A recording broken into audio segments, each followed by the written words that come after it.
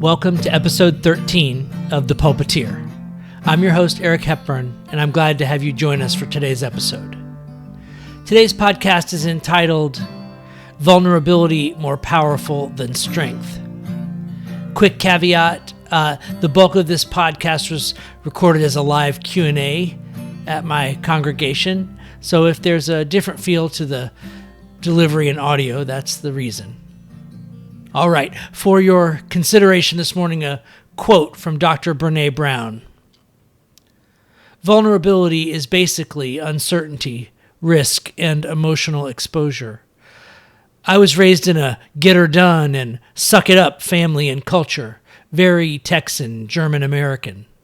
The tenacity and grit part of that upbringing has served me, but I wasn't taught how to deal with uncertainty or how to manage emotional risk. I spent a lot of years trying to outrun or outsmart vulnerability by making things certain and definite, black and white, good and bad. My inability to lean into the discomfort of vulnerability limited the fullness of those important experiences that are wrought with uncertainty. Love, belonging, trust, joy, and creativity, to name a few. Learning how to be vulnerable has been a street fight for me, but it's been worth it. End quote. Good morning. So, my take on vulnerability is I'm not going to hide behind that pulpit today. Nothing up this sleeve, nothing up this sleeve. Just me and you. We're going to do an open Q&A today, unscripted. But I had a couple things hanging out in my heart and in my mind from last week when we were together. Can you guys hear me in the back? Are we good on volume level? Fantastic. Thank you. So one of them was, you've heard me say from this pulpit over and over again that we need each other. And I had a very concrete example of that this week because when I left after the service last week, my wife said, I didn't say it during church, but I've got to give you a privilege check on your first answer that you gave last week during the sermon, the answer about should I leave Texas? And she's absolutely right. Because I did answer that question like a middle-aged or older white dude. I dismissed the question about whether we should leave Texas as a party conversation kind of a thing. And I didn't acknowledge that there are some groups in our culture in Texas today for whom it is not light party conversation. Amen? Amen. So, let's talk about some of those groups a little bit. Let's acknowledge their existence and their importance and the struggles that they may be facing in their lives. The first one that comes to mind, obviously, and I have known many in my time in Austin, if you're a trans child or the parent of a trans child, not to mention a transgender adult, what's going on in Texas right now is possibly beyond your threshold of threatening. None of us deserve to live fearful and anxious every day. None of us deserve that. So, do you stay and fight the good fight, or do you leave? Now, even though I dismissed it as a party question last week, I have to say that the deep answer is still the same. It's still an answer nobody else can give you. It's an answer that you have to find within yourself. It might be related to this concept of calling. What are you called to do? What are you called to be? And how does that resonate with this intersection? It could be that this set of laws is your signal to move on to somewhere safer, to a community that will appreciate you and value you without trying to judge you or marginalize you.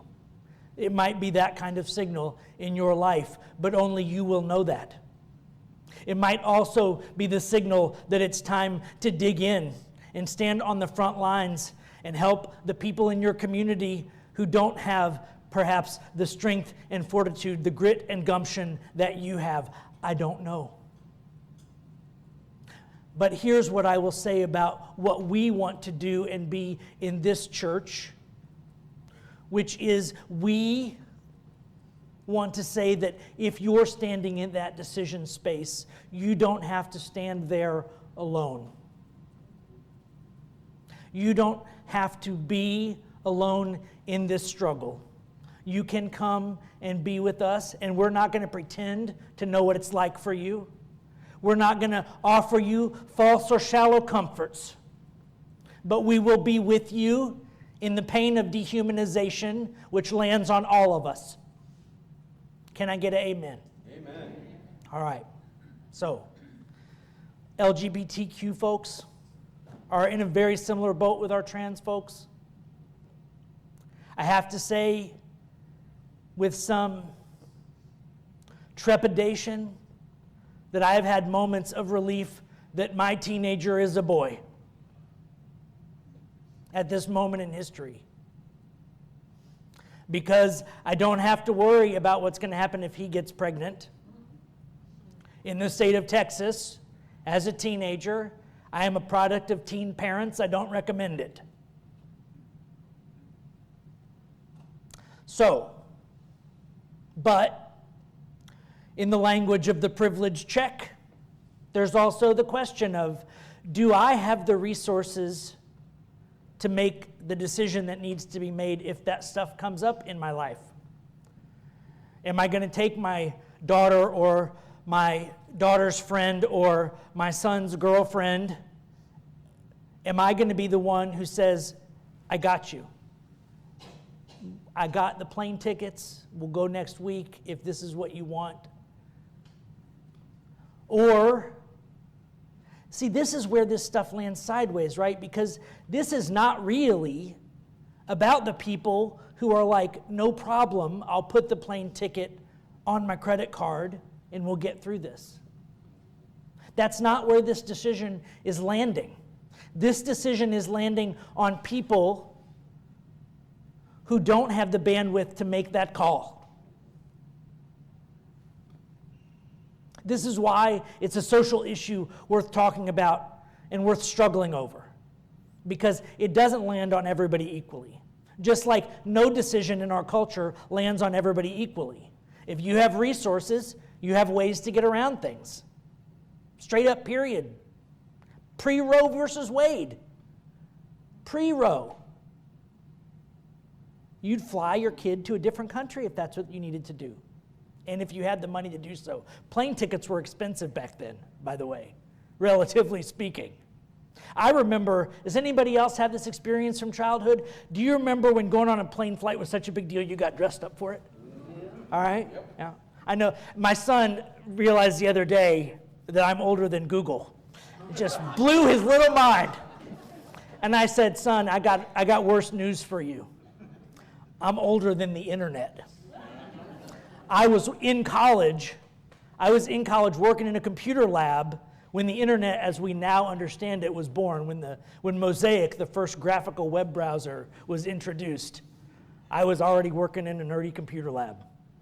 I was there. I wrote some of the first web pages for the University of Florida's College of Business because that's where I worked at the time. And, they were like, I don't know, there's this web thing. We should have something on there. Anyway, I don't know why I'm dating myself. It's not really relevant. Anyway, so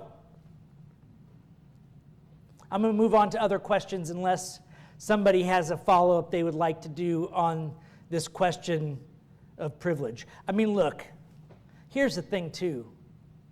There's a song lyric, but I can't remember what it is. Where are you going to run to? Where are you going to run to? Because there aren't many places left in the United States where running there really feels like the safe harbor that maybe it did just a few years ago. Maybe you're thinking, I don't know, Justin kind of bugs me, but Canada's not looking so bad. I had an interesting interaction with a woman from Mexico at a Leadership Austin event last year.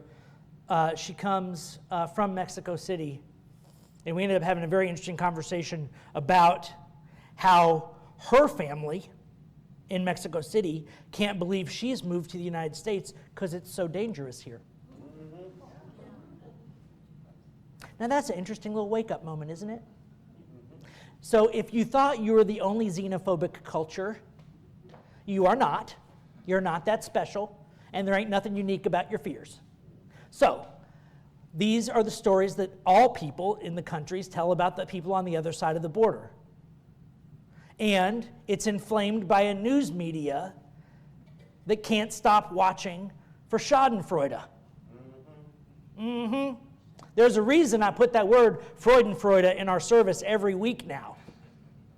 Look, man, I'll tell you what I tell my son. So Outward Bound has an expression. It goes like this. It says, if you can't get out of it, get into it. And over the last sort of year or so that I've been throwing that at my son often enough to make him annoyed with me, it's kind of morphed into a different thing, which is, look, the human mind is an amazing tool for finding patterns and for making observations and then for finding what it's looking for. It's amazing at that. So what are you looking for? That's actually a choice, folks. That's not predetermined by your environment. What are you looking for and why? If you are looking for reasons to be angry, fearful, pissed off, you're going to find them. And you're going to feed that monster. You're going to feed that monster of fear. And you're going to wonder why it feels so deep. There's a Native American story, a grandfather and a son, and there's a white wolf and a black wolf, and we won't get into the dynamics of coloring the wolves. All stories are problematic at some level. But the bottom line is that the grandfather tells the son, the grandfather says, grandfather, which wolf is going to survive? And he says, the one you feed. The wolf you feed. If you feed the wolf of fear and anxiety, that wolf is going to be stronger. If you feed the wolf of faithfulness and love and compassion, that wolf is going to be stronger. And it is a choice. So if in your head right now you're thinking, but not in this world, do you see what's going on out there? I do. You know how many people tried to kill me on the way here this morning? None. You know how many people tried to kill me at the grocery store yesterday? None. You know how many people tried to rob me yesterday? Well, we won't count the cyber people who did whatever they do, but I want you to recognize how amazingly safe you are almost every day. I'm not saying there's not stuff to be afraid of. That's not what I'm saying. But I'm saying look, the human being is already wired, as are most kinds of animals, to be 7 times more aware of threats than of promises. We know that through biology. We've studied it really well. We even have a lot of what if and just as stories to explain why this must have happened, right? You've heard those evolutionary accounts. Well, the cost of missing a meal versus the cost of missing a predator is very different. Yeah, okay. True. But we don't think about what happens. I mean, we talk about the echo box, but what is it that makes the echo box? What is it that makes it's so dangerous if you only ever watch one channel for your news? What is it that makes that so powerful? And the issue is that you're taking that 7x multiplier, and then you're doing it again, and you're doing it again. And you only have to do it a couple times before that's all you see. You don't see the hope and the kindness. Beyond this, right? I'm here with Bill, and we have a trust relationship, and so I know I'm all right with Bill. But man, when I step out these doors, whoo, who knows? And we see little things that trigger us. I'll tell you about one. I was driving back from Buda 2 days ago, and Tesla in front of me and my little electric car, and a Tesla behind me, and this guy in a big 4x4 diesel truck comes up and has to pass all of us, and passes us in a passing lane, goes into the margin next to the median to get around us, and every time just floors it, making this huge billowing plume of black smoke. And I just was like, man, that guy managed to undo in 3 minutes whatever good the three of us have done by driving these electric vehicles on this highway road trip got undone by this guy having to be like, nope, I'm going to bury these electro people in plumes of smoke because it's funny. You know, it's just like, it's so annoying. But that's all it is, it's annoying. Now, here's the thing. We take things like that and more serious, more threatening versions of them. And the first reaction is we other those people.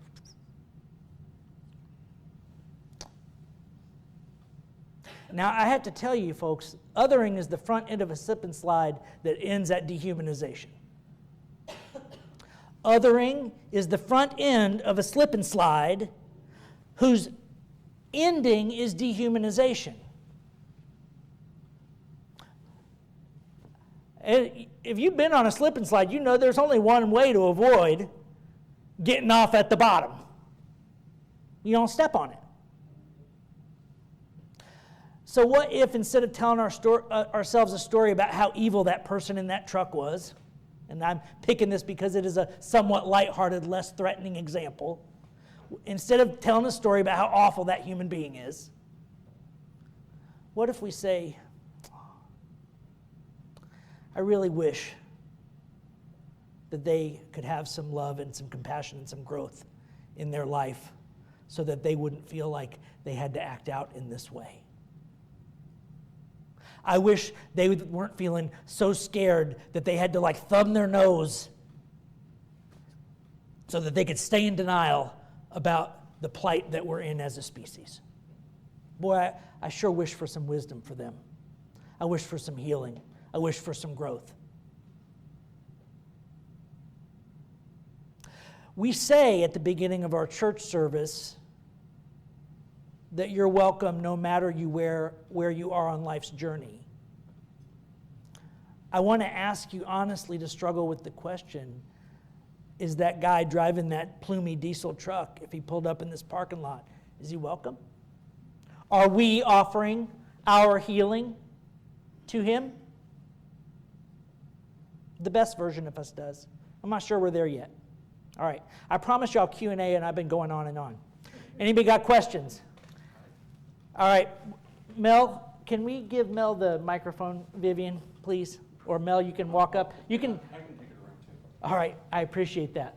Thank you. Test. Okay. So, first of all, thank you. Yeah. For addressing the trans question, because that is a major thing, and one of my friends just recently this week came out to me as trans, and that was a huge deal. Also as part of what my boyfriend calls the alphabet people. It is a scary time. It's a very scary time because we don't know what's going to happen over the next 4, 8+ years and where we're going to be. And rather than running to Canada, which, believe me, is more appealing than you might want to know, how do we deal in a society where we're accepted in a place like this, but we're not accepted at the grocery store, we're not accepted at the convenience store, we're not accepted. I'm lucky that I work where I work because they accept everybody. But there are employers out there that are at some point potentially going to turn their backs on people. Yeah. And the question is, how do we deal with that? Well, so I'm going to talk just for a minute about fairness and about justice. So I like to think about it linguistically like this. Fairness is something that we've pretty much become sure is not, at least in the short term, an aspect of the way the world works. Like, there's the karma argument that everything eventually comes around and goes around, and I have to admit a proclivity to believe in karma in the long run, but this doesn't stop real moments of pain and trauma and tragedy that happen in the short run. One of the things that came up in our board retreat yesterday was this idea that justice also isn't something that happens. Justice is what we do. So, one of the questions that I think Dave left us with last week, I'm going to dovetail it into your question, Mel, is, what do we do in this environment of fear? I'm sitting up here on this stool, I'm in this pulpit, and the real possibility that shepherding this congregation through a second Trump presidency might be something that's on my future radar has occurred to me. And I know how it was done when I was sitting where you are, not so many years ago. I want to say this. Trump is not the problem. We want him to be. We want him to be because it would simplify things. The problem is that some significantly large percentage of our fellow human beings are in such a place in their own emotional, intellectual, and spiritual development that they are susceptible to his message. That's the tragedy, folks. And that's why I asked this hard question about whether the gentleman in the smoky truck is welcome in our pews. I can only tell you, Mel, how I have to show up. I believe all of us can be healed. But I believe that we can't get healed by sitting in judgment of each other. We have really got to open up to each other's humanity. We've got to be willing to listen to some uncomfortable things. We've got to be able to be in conversation with one another across these things that people would like to use to divide us. I'm feeling blessed recently because a nephew of mine who is a youth minister at the current iteration of the Pentecostal church where I was saved when I was a teenager, he's now the youth minister there, but he started listening to my sermons, and we're having regular phone conversations across the divide, right? And you know what we're discovering, which doesn't surprise me? We agree about way more than we disagree about, especially if you're willing to not get hung up on a little bit of language here and a little bit of language there. Because you know what he said? He said he gets frustrated when people just give lip service to asking for forgiveness or for doing apologies, right? And we talked about that last week. Look, it's not fair. It wasn't fair in the 60s when it was race-based civil rights, and those people had to figure out how to show up and be compassionate enough for everyone. And I've read the authors like Ta-Nehisi Coates who are like, why are we praising all these nonviolent people? Like, I'm not sure it worked. And asking the people who are suffering the most to take the high road every time over and over again, and in a way that teaches the other people, that's not fair. Look, this is what I believe, and I'm still learning every day. I'm having conversations with human beings across the spectrum as much as I can. I think one of the toxic lies that's happening, I don't want to deny that there are perpetrators and victims, okay? I don't want to deny with some sort of false equivalency that things are equal on both sides of the teeter-totter, that there are good people on both sides. I don't want to get into that. What I want to get into is this. Dehumanization affects both parties. I can't dehumanize Tom here without tearing up a part of my own soul. And that soul damage is real. When I dehumanize Tom, I've had to convince myself that some deep lie about the nature of the universe is true.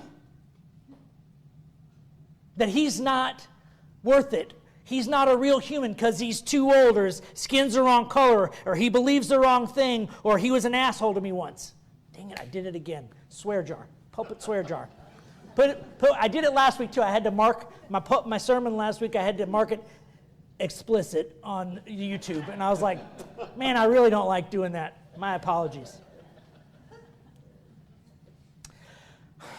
Sometimes I get exercised about these things.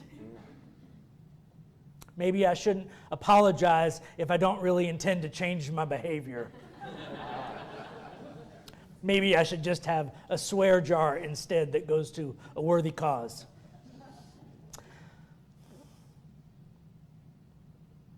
Look,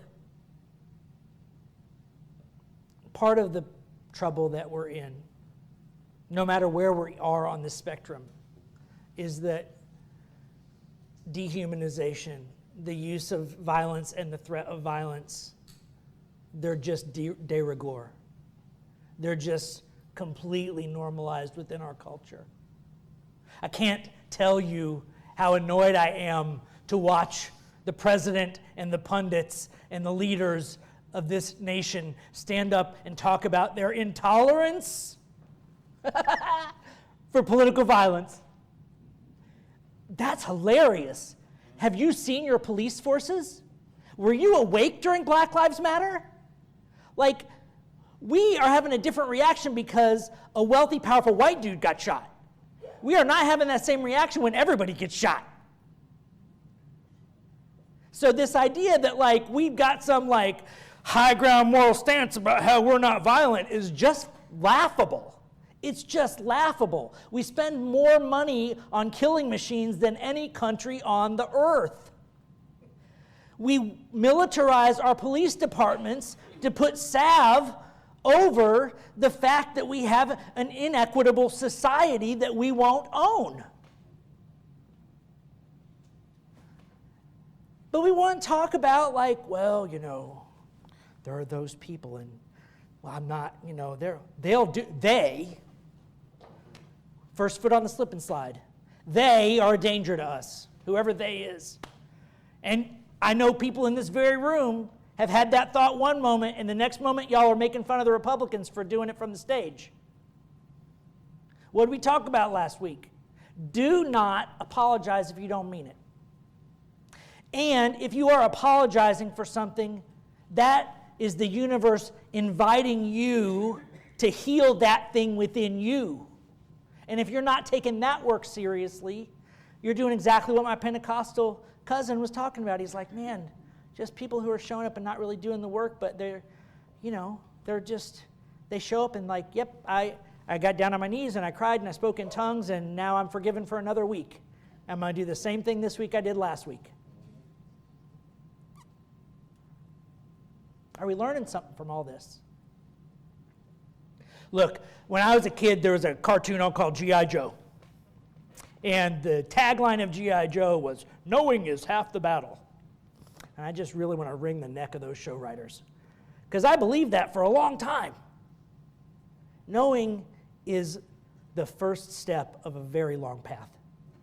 Wisdom is easy to talk about, just ask me. I get paid to do it. Wisdom is easy to talk about and hard to practice. It's easy to talk about and hard to practice. We need to talk about it. We need to be in community and in relationship about it. We need to have each other's backs so we can be in community, so that when that intolerant person fires you from your job, you have a community who helps you find a new job and a community who starts boycotting that business. We can't just put the blinders on and pretend that this stuff doesn't matter. We have to show up to each other and for each other in ways that do matter. So when you get fired from your job, you can't, in shame, not tell us about it. You got to come here, Mel, and you got to say, I was working at this place and they fired me because I'm gay. Let your community stand on your side and say, you know what? We need to write some Yelp reviews of that place. We need to do what we can to not give them our money, to let them know that this isn't okay with us. We want to get to keep doing what we do without consequence. Am I guilty? Yes, I have ordered from Amazon this week. It's as guilty as you can get. I make fun of the guy for building penis-shaped rockets, but sometimes convenience still gets the better of me, and I click that button. Because the alternative of driving around to 5 or 6 stores and maybe not finding what I need is just beyond the pale. So I get it. Is that adequate, Mel? No. All right, let's pass the mic. We got one over here.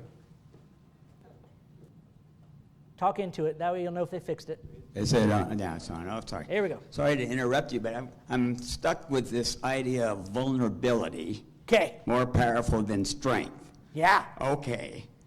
What about vulnerability in terms of everybody owning their vulnerability instead of all this big brouhaha about how strong you are? And, I was watching the convention, a little bit of Republican convention, but the whole idea of people being able to acknowledge their vulnerability, how that's playing into all this. Yeah. So I like this benediction, and this line is the one line that I want to change. Because this line, vulnerability more powerful than strength, it tacitly buys into this notion that this older, other version of strength is strong. I don't think it is. I think it's weak. I don't know. I guess it might just be a faith thing for me. But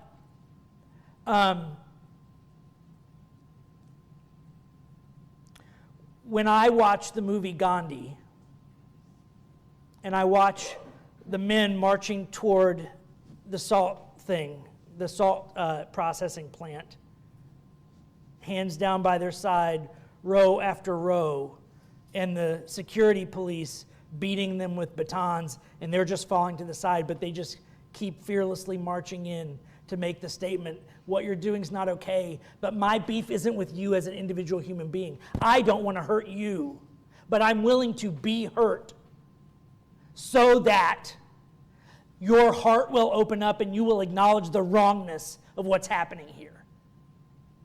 I ain't never seen a bodybuilder or a sniper or a marksman with that kind of courage. We kill out of fear or because we're hungry, but usually we don't eat each other. We kill out of fear. I don't know what else to tell you. The old version of strength is about the willingness to do violence.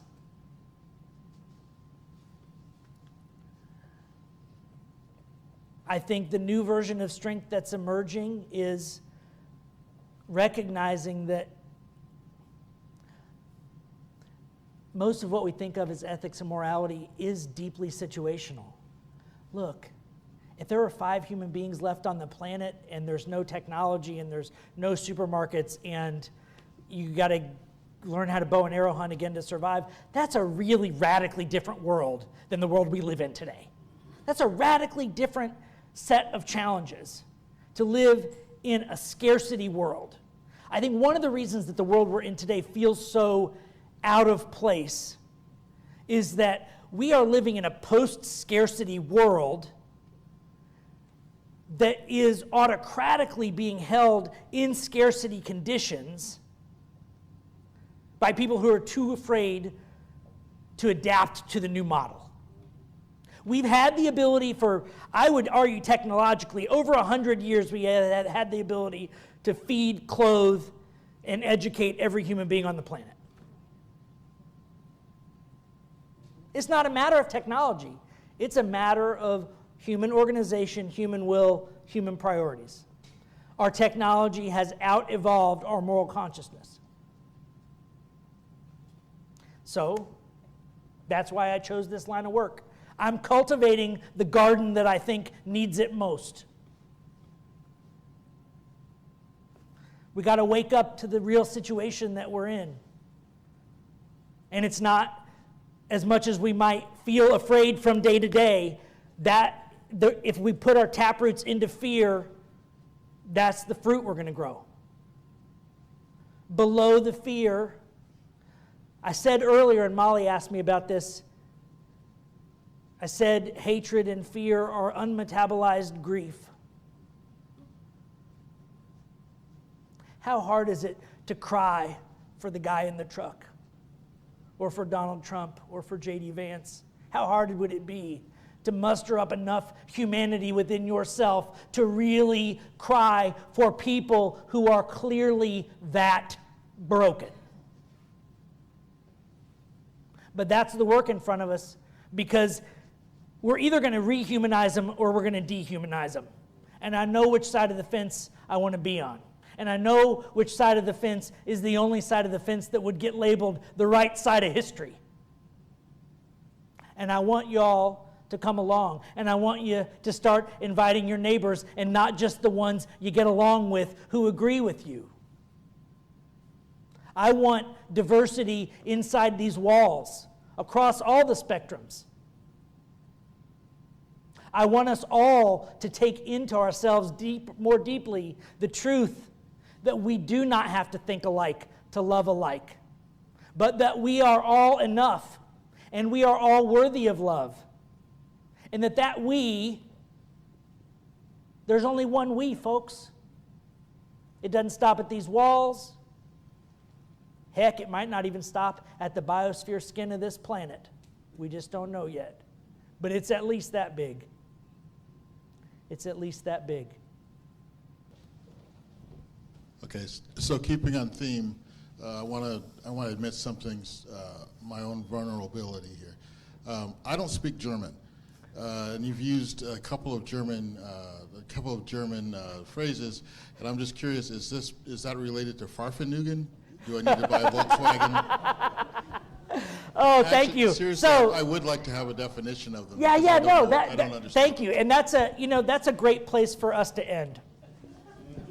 So, if you want to ask me what the current state of, let's call it, our siblings, of our self-identified politically conservative siblings, the state of affairs there is a symptom of something.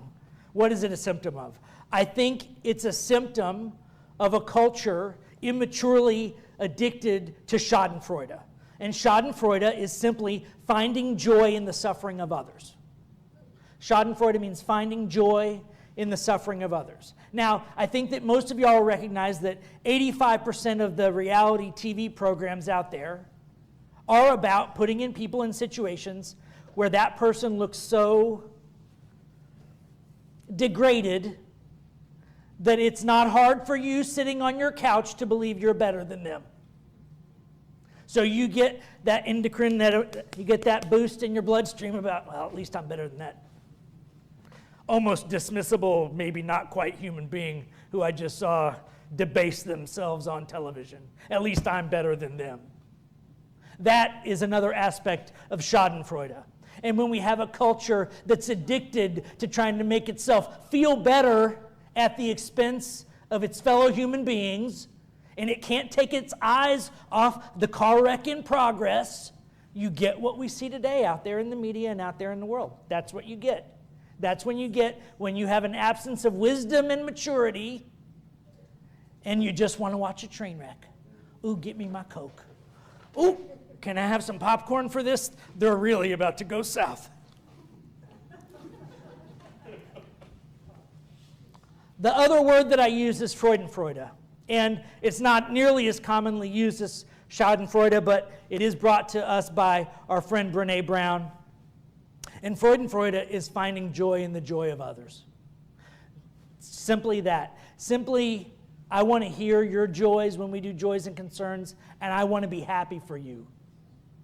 I want to be happy for you even if your kid did better than my kid in the spelling bee. I want to be happy for you even if your Formula One driver won the race instead of my Formula One driver this morning.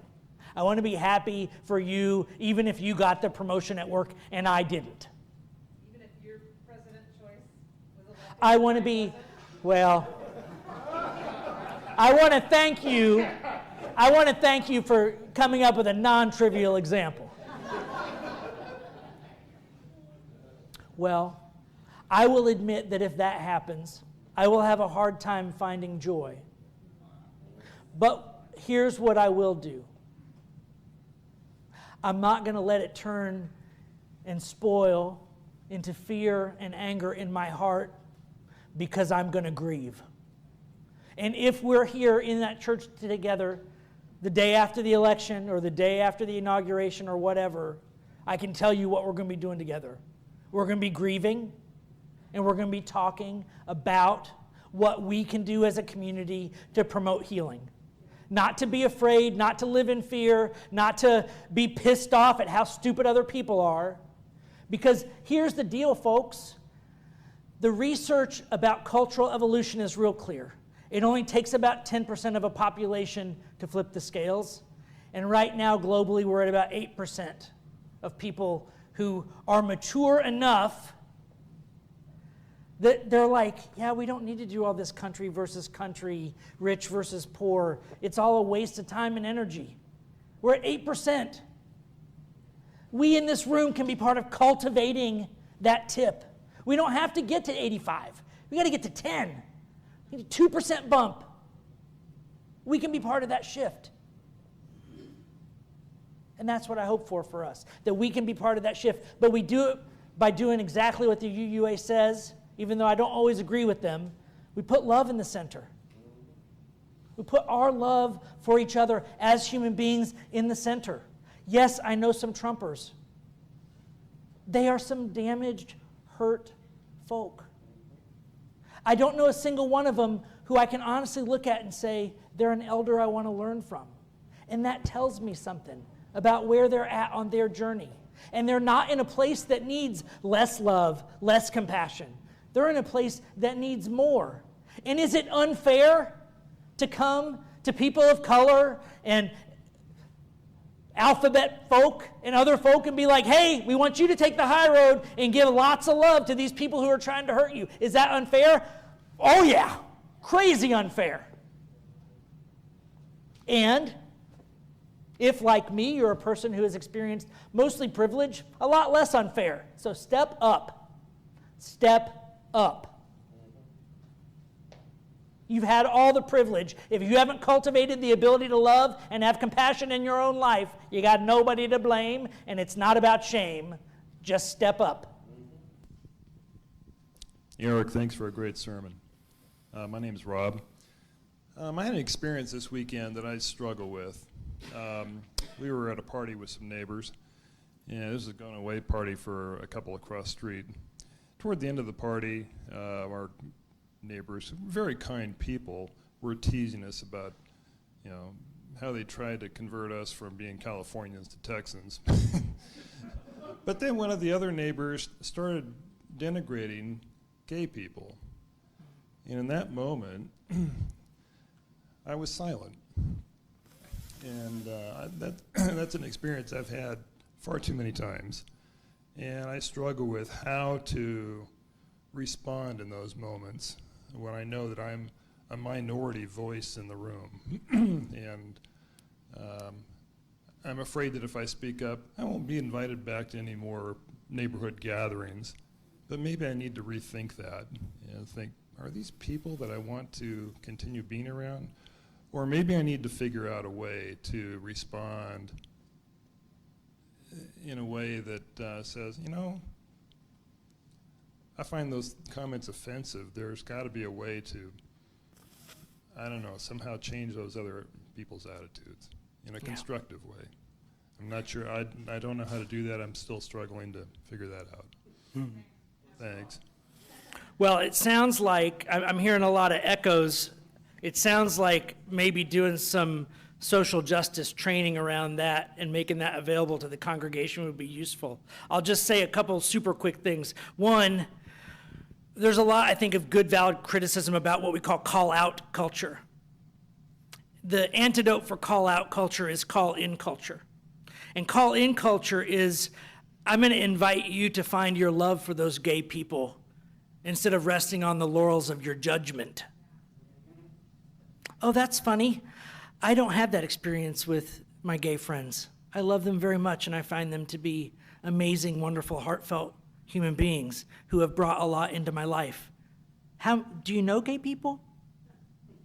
So can you tell me about what your experiences with gay people have been that you would have this opinion of them?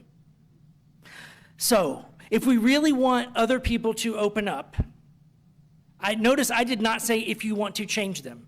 If you want to change them, keep your mouth shut. You're not ready yet. If you're walking into this thing thinking, I'm right, you're wrong, and I'm going to fix you, you have already lost the battle in your own heart and soul. Curiosity is the key that unlocks the human heart. That hasn't been my experience with gay people. Can you tell me more about what experiences you've had with gay people that have led you to speak about them in this way? And then you listen, earnestly, honestly listen to what it is that they have to say. And maybe for some of you who are part of the rainbow people, you're like, no, I'm not showing up to that conversation. That's okay. You can choose silence, or you can choose to walk out of the room. You can make any choice that you need to make. But if you have the bandwidth and the ability in that moment to care enough about that other person and to feel that you are enough to just be there for that conversation, then ask the curious question. Really, that hasn't been my experience. Tell me more. Tell me more about how you came to this opinion. Curiosity is the disarm movement, and we need a disarmed world. It's hard to be close to one another when we're all weaponized. It is huge. Amen. I got a note right here. I wrote it down. Got my pen. All right. Thank you, Rob, for surfacing that for us. I really appreciate it deeply, as do your congregants, clearly. So today's sermon and all of our talks, questions that are being answered, just makes me incredibly happy that I've chosen the UU, because these are my people who are big enough to admit that it's hard to be loving in a world that's full of such negativity, but that, like, we're working on it. Like, we're big enough people to, like, think, man, that guy who ran past me in his diesel smoke blowing thing, bless his soul. And that just makes me happy. Yeah. Now, I will, but as we all know, we have to avoid the version of bless his heart that's not empathy. The version that's sympathy, that is a masked judgment. I hid my hammer in some gentle cloth, right? So we can do it, but we got to show up gently. And it's hard. Like, it's easy to say, and it's hard to practice. Condescension runs natural among us. Amen. I leave you with this benediction. May you find questions more profound than answers, vulnerability more powerful than strength, and a peace that passeth all understanding. Until next time, thank you for joining us on The Pulpiteer. The Pulpiteer podcast is a production of the San Gabriel Unitarian Universalist Fellowship of Georgetown, Texas. If you'd like to support the podcast, you can make a donation at sangabrieluu.org/give. The podcast is hosted by Spotify, and theme music is by John Faber. The podcast is written, produced, and performed by Eric Hepburn.